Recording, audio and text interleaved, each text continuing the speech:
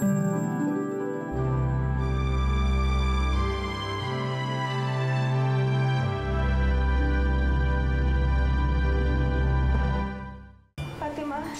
Alam mo yung pagbalik ng alaala, biglaan lang yan natin. Ang alaala natin, nagsisiksikan lang yan sa isang kwarto. Pero kapag nasusiyan mo ng pintuan, maglalabas sila ng alaala na yan. Sabay-sabay pa. Bago unahin palabas. Ay! Kasigatan ka! Ang dugo niya, dugo ito ng aswang. Iba ang dugo ng tao sa dugo ng aswang. Tigilan mo ng kalokohan to. Isa akong aswang, kaya madaling maghilom ang sugat ko. At kung gusto mo ng katunayan, kuhanan mo ako ng dugo. Kalahating aswang? Kalahating mortal? Siya nga ang tinakda! Totoo ba yung kwento mo sa akin na nakakita ka ng isang tikbalang at isang mangkukulam? Totoo po yung sinasabi ko. Hindi po ako nagsisinungaling. Kung hindi ka sinungaling, bakit mo iniba ang pangalan? Paano niyo po nalaman yung pangalan ko? Ikaw nga si Fatima. Ibig sabihin, ikaw ang nawawala kong anak.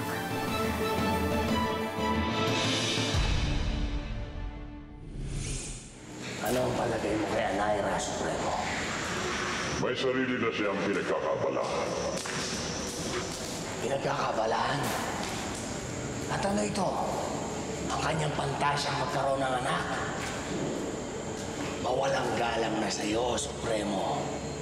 Ngunit ang dapat mo sanang ginawa ay pinarusahan siya katulad ng ginawa mo kay Sento. Dahil ang di niya pagtulong sa atin ay para na rin paglabag sa iyong mga kautusan. Maraming mga alagad si Anaira na pwede nating gamitin sa paparating na digmaan. Hayaan mo na lamang siya. At ako ang mamumroblema. Bakit hindi? Sa lipi mo'y sinilang ang batang itinakda. Pero hindi mo napigilan.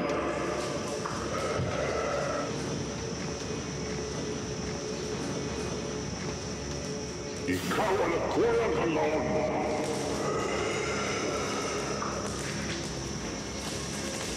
Balitaan mo na lang ako. Pagka nakuha mo si Fatima o kanyang ina.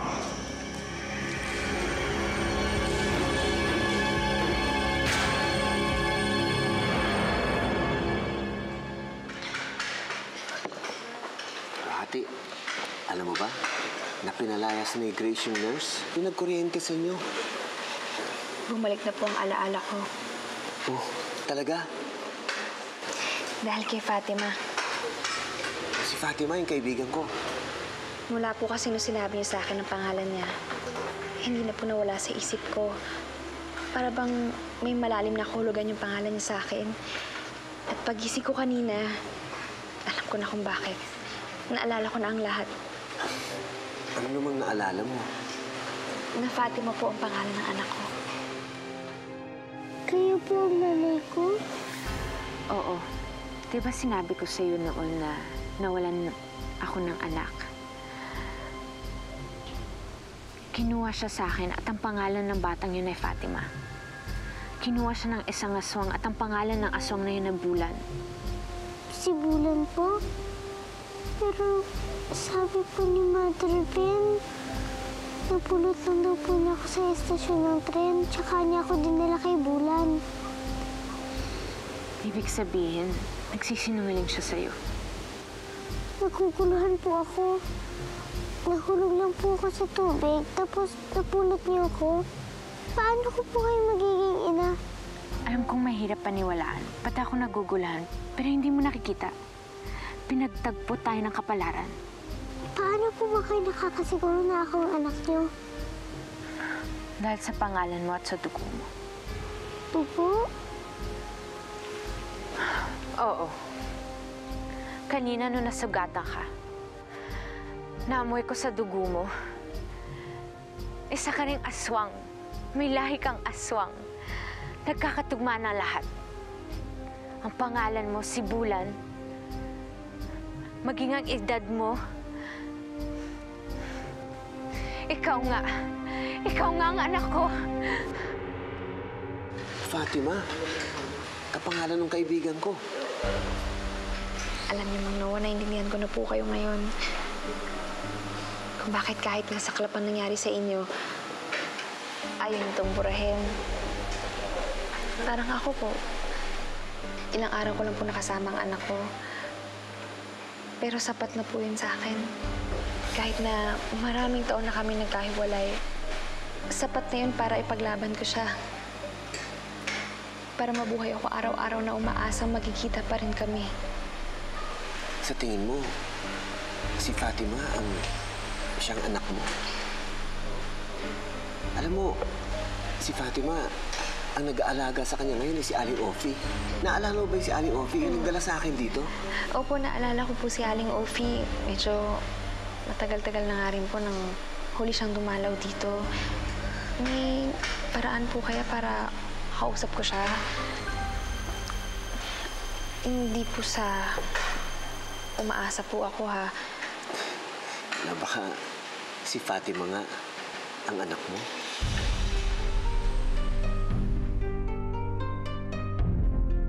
Hindi mo totoo ang sinasabi niyo! Hindi po ako aswang! Niloloko niyo ako! Huwag kang umiyak. Huwag kang matakot. Tanggapin mo. Isa kang aswang. Parehas tayo. Ako ang nanay mo. Hindi ako aswang! Huwag kang matakot. Narito na ako. Hindi ako aswang! Magpahinga ka na. Ayoko pa yung aswang!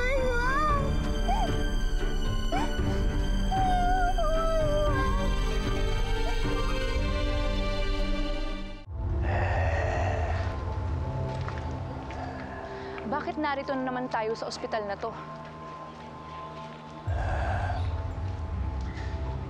Dito ko uling naamoy ang samyo ni Luwalhati. Kaya't malamang ay dito rin siya muling mapapadpad. Hindi kaya namatay na ang anak ko, Kanlaon? Napatay na siya kaya hindi natin maamoy ang kanyang samyo? Tao pa rin si Luwalhati. May dugo nga lamang siyang aswang. Ngunit tao pa rin siya. Hindi siya katulad natin na kapag namamatay ay naagnas at naglalaho at nagiging apo. Ngunit siya hindi. Naiiwanan pa rin ang kanyang mga labi. Kaya't marahil kung namatay man siya, nariyan lamang ang kanyang labi. Eh kung ano man yun, wala na yun. Naghanap na tayo dito. Kaya't dito pa rin tayo muling maghahanap at magsisimula. Sisimulan nyo sa mga kalapit bahay hanggang sa unti-unti tayong lalayo. Naniniwala ako na makikita na rin natin siya. Para tayo naghahanap ng isang maliit na isda sa dagat. Bakit kasi di na lang tayo sumuko? Sumuko. Baka nakakalimutan mo na may atraso ka pa rin sa akin. Kaya't isang pagkakamali mo pa, alam mo na ang pwedeng mangyari. Ang buhay ni Luwalhati, kapalit ng buhay mo.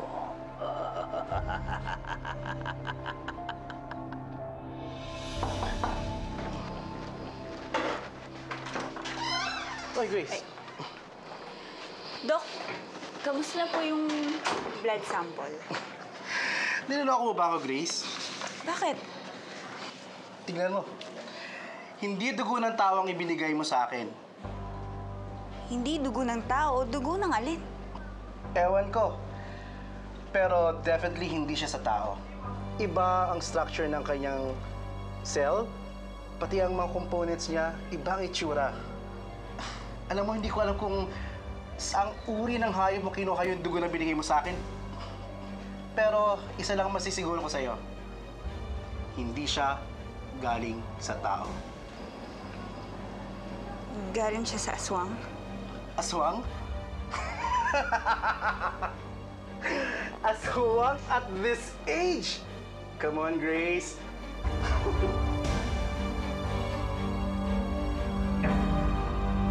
Magpahinga ka na. Bukas na lang tayo mag-usap. Alam kong naguguluhan ka, pero napakasaya ko na nakita kita sa wakas, anak. Alam kong takot ka dahil may dugo kang aswang, pero wala kang dapat ikatakot. Ayoko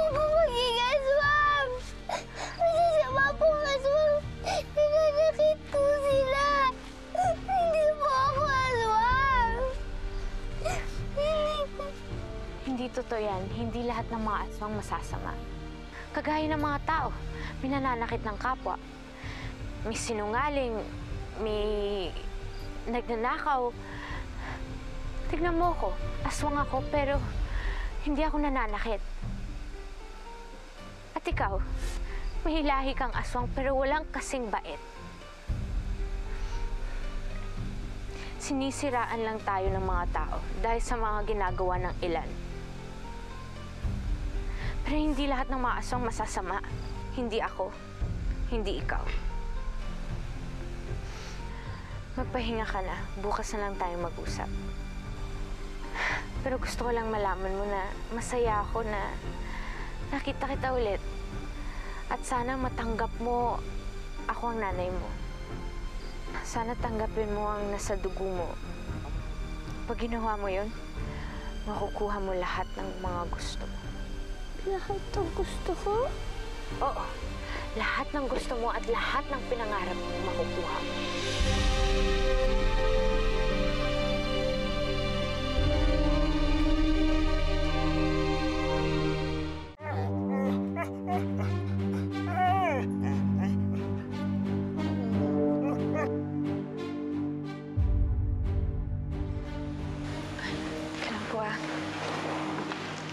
Helen, alam mo kaya kung kailan babalik si Ma'am Grace? Bukas pa ang balik niya. Alam mo rin ba yung number ni Aling Ophie? Pwede mo ba siyang tawagan? Kasi gusto ko sana siya makausap. Sige, iti-text ko siya. Salamat, ha? Sige.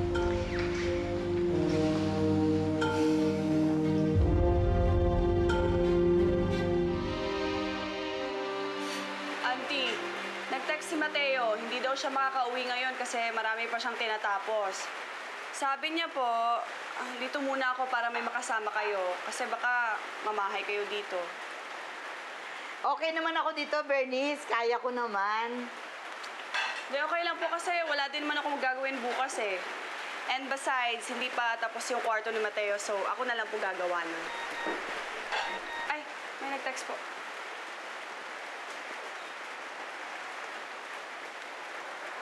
Si Mateo po ba yan? Hindi.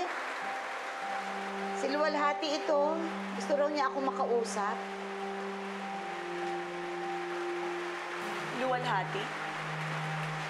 Di ba Luwalhati din yun yung pangalan ng dating asawa ni Mateo? Sige na. Simulan niyo na ang inyong paghahanap.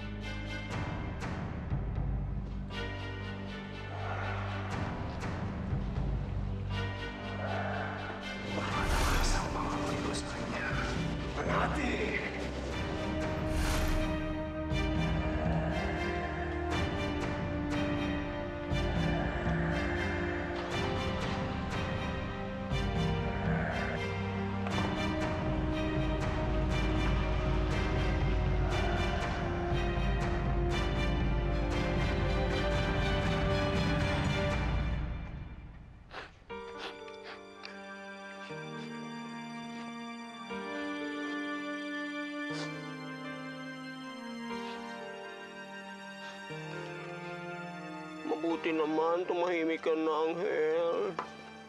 Kain ka muna. Anghel! Anghel! Anghel!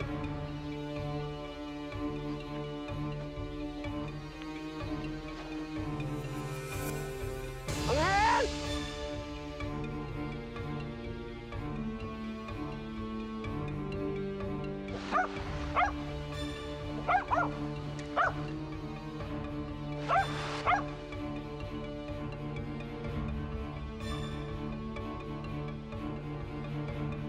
Uhaw na ako.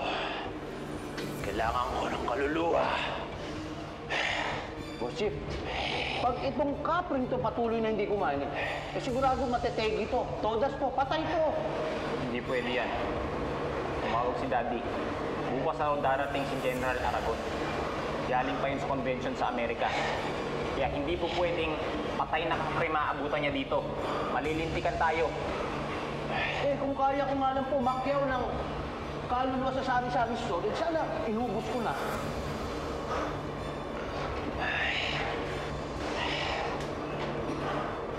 Anong kaluluwa ang kailangan mo? Lahat ng may buhay may kaluluwa. Pero kaluluwa ng tao ang kailangan ko. Babae. Isang birhen na babae ang kailangan ko. Kapag binigyan kita ng kaluluwa, bibigyan mo ko ng impormasyon. Oo. Pero bigyan mo muna ako ng kaluluwa. Uhaw na ako.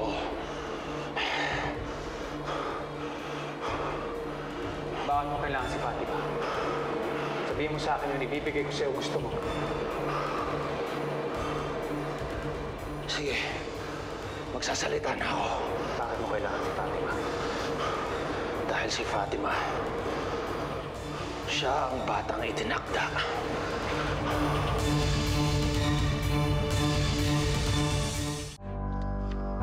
Anghel!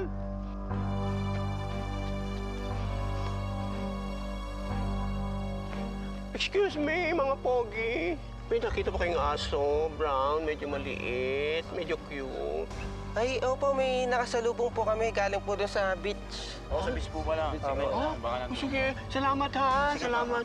Salamat.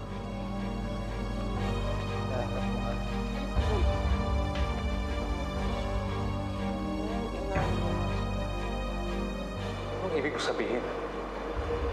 Paano naging tinakda si Fatima? Bigyan mo muna ako ng pagkain ko. At sasabihin ko sa'yo. Mukhang mautak ang kapring yan, Mateo. Paano na ngayon yan? Mukhang hindi papaisa sa'yo ang kapring yan, Paano mo alalaman ang ibig niyang sabihin? At paano ka makakakuha ng kaluluwa na ipakakain dyan?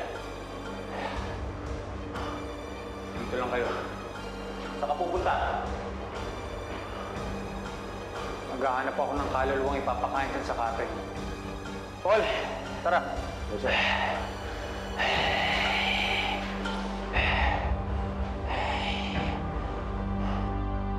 May kilala ko yung luwalhati. Oo. Sa foundation, kung saan ako nagbo-volunteer. Gusto nga raw ako makakausap. Di ba mga baliw yung mga pasyente niyo doon? Alam ba ni Mateo na may kapangalan yung dati niyang asawa doon? Hindi naman porket magkapareho ng pangalan, iisang tao na.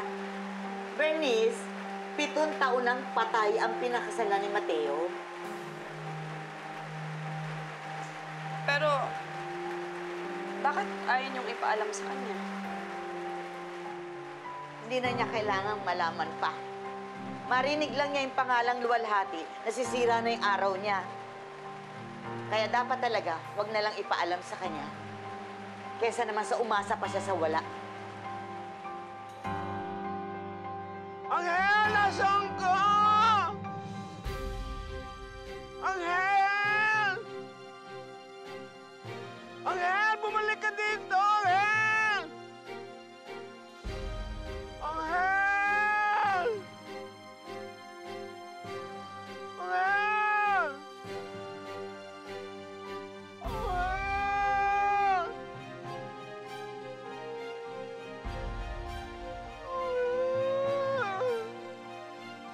Nasaan ka na?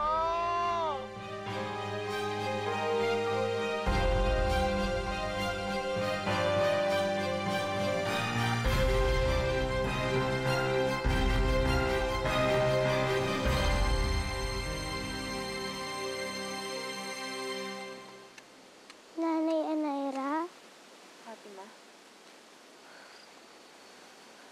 makukuha ko po ba talaga lahat ng gusto ko kapag tinanggap ko ng pagiging aswang ko? Kapag tinanggap mo ang ritual at naging aswang ka na, makukuha mo ang mga gusto mo. Gusto ko po makasama sila Mother Ben at Angel. Pwede po ba yun? Hindi mo lang sila makakasama. Makikita mo pa sila. Makikita? Oo, Fatima. Kapag tinanggap mo ang pagiging aswang mo, makikita mo sila ulit. Tanggap mo na ba? Payag ka nang duman sa ritual? Payag na po ako. Talaga? Payag kang maging aswang?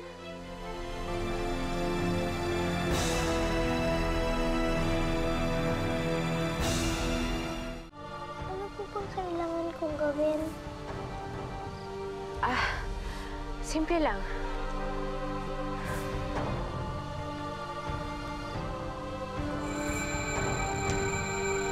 Simple lang. Kunin mo to. At lunukin mo. Tapos magiging aswang ka na.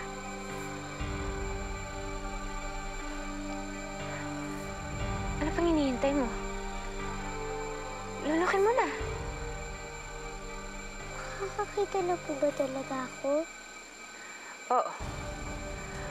Kapag nilunok mo yan, para kang isisilang ulit. Mawawala ang kapansanan mo. Magiging malakas ka.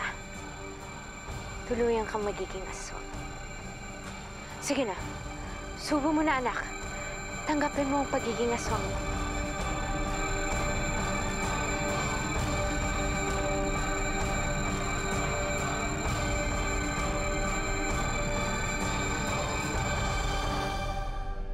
May propesiya. May isang batang isisilang sa dugo ng mortal at aswang. Sino nagsabi sa'yo tungkol sa propesiya? Sino-sino kayo? Anong kahinaan at lakas nyo? Di ba isa ka sa mga naghahanap doon sa batang nawawala ng isang araw? Opo. Hindi ko nabingwit yung bata, pero yung aso mo, nakuha ko.